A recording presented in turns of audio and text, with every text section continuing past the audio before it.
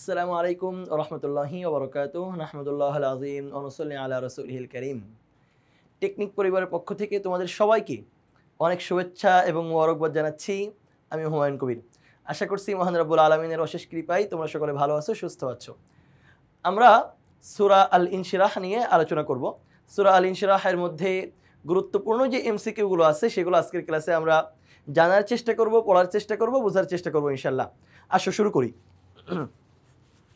সূরা আল ইনশিরাহ নাজিলের মূল উদ্দেশ্য কি? যে এই সূরা যে আল্লাহ নাজিল করলেন, কোন উদ্দেশ্যে নাজিল করলেন, এর কারণ কি ছিল?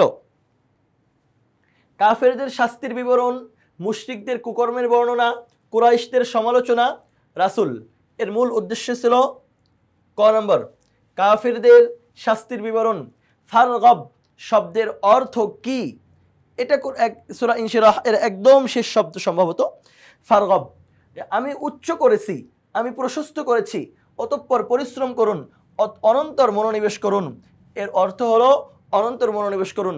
তোমরা সূরা আল ইনশিরাহ এর যে শব্দার্থগুলো আছে সেখানে এই শব্দটা পেয়ে যাবা। শুধু এই শব্দ না, আরো অনেক শব্দও পেয়ে যাবা, সেগুলোর দিকেও একটু খেয়াল রাখার চেষ্টা করবা। তাহলে ফারগব শব্দের অর্থ হলো অনন্তর মনোনিবেশ করুন। এরপরে যেই এমসিকিউটা আমাদের সামনে আসছে একটু দেখার চেষ্টা করি আমরা। হ্যাঁ, আমরা পেয়ে গেছি। সূরা আল ইনশিরাহ এর অন্যতম শিক্ষা কি? এখানে 4টা শিক্ষা দেওয়া আছে। মানব জীবনে হাসি কান্না থাকবেই, সালাতে উদাসীন ব্যক্তিদের জন্য মহাধ্বংস, মানুষই সৃষ্টির সেরা, সালাতে অবহেলা করা যাবে না। দেখো 4টা কথাই সঠিক, কিন্তু সূরা ইনশিরাহ এর সাথে সম্পর্কযুক্ত কথা কোনটা? সূরা ইনশিরাহ এর সাথে সম্পর্কযুক্ত কথা হলো, সম্পৃক্ত কথা হলো মানব জীবনে হাসি কান্না থাকবেই, মানুষের জীবনে হাসি কান্না সবগুলো আসবে। এটাই সূরা আল ইনশিরাহ এর মূল শিক্ষা। আদিল সাহেব আড্ডা দিয়ে অনেক সময় নষ্ট করেন। আদিল সাহেব কোন সূরার শিক্ষা লঙ্ঘন করেন? সূরা আশ-শামস, সূরা ইনশিরাহ,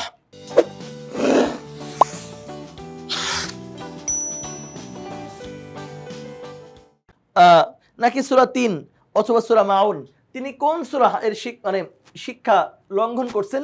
তিনি যে সূরা এর শিক্ষা লঙ্ঘন করছেন সেটা হলো সূরা আল ইনশিরাহ। কারণ সূরা ইনশিরাহের মধ্যে আল্লাহ বলেছেন অবসর পাইলে ইবাদত করেন, তো তিনি অবসর পাইলে সেটা নষ্ট করতেছেন। সুতরাং তিনি সূরা আল ইনশিরাহ এর শিক্ষা লঙ্ঘন করেন, আড্ডা দিয়ে সময় নষ্ট করে। এমন অভ্যাস যদি তোমাদের কারো থেকে তোমরা সেই অভ্যাস পরিত্যাগ করো। যদি এই অভ্যাস থাকে তাহলে তো সূরা আল ইনশিরাহ এটা আমরা পড়তে পারলাম, শিখতে পারলাম, কিন্তু এর শিক্ষা জীবনে বাস্তবায়ন করতে পারলাম না। অথচ কোরআন মাজিদ পড়ার মূল উদ্দেশ্যই হলো এর শিক্ষাকে জীবনে বাস্তবায়ন করা। নিচের উদ্দীপকটি পড়ে 50 ও 51 নম্বর প্রশ্নের উত্তর দাও। নাসিমার বাবা আজ সকালে পবিত্র কোরআনের একটি সূরা পড়েছিল। সূরার একটি আয়াতে মহান আল্লাহ বলেন, নিশ্চয়ই কষ্টের সাথে স্বস্তি রয়েছে।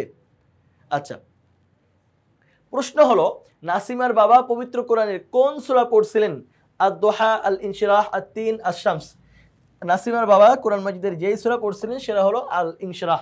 এই সূরার মধ্যে আল্লাহ বলেছেন ইন্না মাআল উসরি ইউসরা, কষ্টের পরে স্বস্তি আছে। এটা সূরা আল ইনশিরাহ এর সাথে মিলে। উদ্দীপক থেকে আমাদেরকে আরো একটা প্রশ্নের উত্তর দিতে হবে। সেটা হলো এই সূরার শিক্ষা হলো দুঃখ কষ্টে হতাশ হওয়া যাবে না। আল্লাহ যাকে ইচ্ছা সম্মান মর্যাদা দান করেন। আল্লাহ তাআলা সর্বশ্রেষ্ঠ বিচারক। এই সূরার শিক্ষা কোনটা?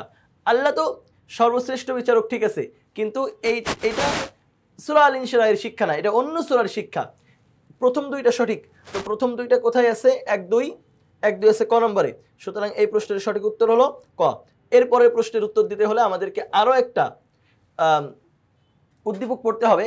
কাদির সাহেব তার এলাকার মসজিদের ইমাম হওয়ার আগে সবার প্রিয় ছিলেন, কিন্তু যখন ইমাম হওয়ার পর তিনি অন্যায় ও অবৈধ সম্পদের বিরুদ্ধে বলতে লাগলেন, তখন তিনি তাদের ঘৃণার পাত্র হয়ে গেলেন। উক্ত ঘটনায় কোন সূরার শানে নুজুলের সাথে সাদৃশ্য? সূরা আশ-শামস, সূরা আদ-দোহা, সূরা আল ইনশিরাহ, নাকি সূরা আত-তিন? এটা সূরা আল ইনশিরাহ এর সাথে সাদৃশ্যপূর্ণ। তোমরা সূরা আল ইনশিরাহ এর শানে নুজুলটা পড়ে নিবা, তাহলে এই প্রশ্নের উত্তরটা তোমাদের অন্তরে, তোমাদের মনে আরো বেশি করে বসে যাবে ইনশাআল্লাহ। তো আদিল সাহেবের যেই শানে নুজুলের সাথে মিলে সেটা হলো সূরা আল ইনশিরাহ। সূরা আল ইনশিরাহ নিয়ে আমরা আলোচনা করলাম। পরের ক্লাসে আমরা করব সূরা আত-তিন নিয়ে। সূরা 3-এর ক্লাস দেখার আমন্ত্রণ জানিয়ে এখানে শেষ করছি। আল্লাহ হাফেজ, আসসালামু আলাইকুম ওয়া রাহমাতুল্লাহ।